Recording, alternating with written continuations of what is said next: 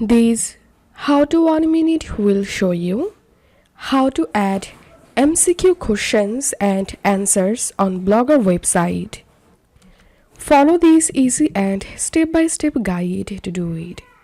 First of all, create a new post, and now you have to add the MCQ questions and answer in the blog post. So as you can see, I've added a MCQ question and options. And then you have to switch to HTML view. So click on this pencil icon and select HTML view.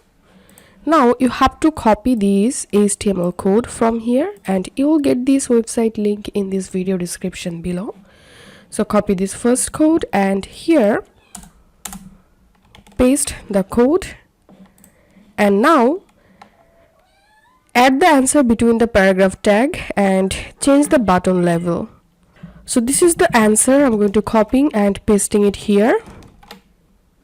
Now you can change the show answer button level from here, and now you have to copy this CSS code and paste the CSS code here, and also you have to copy the JavaScript code and paste it here. Now click on update, and now I'm going to opening the post, and as you can see the MCQ questions, and if I click on show answer, here we can see the answer.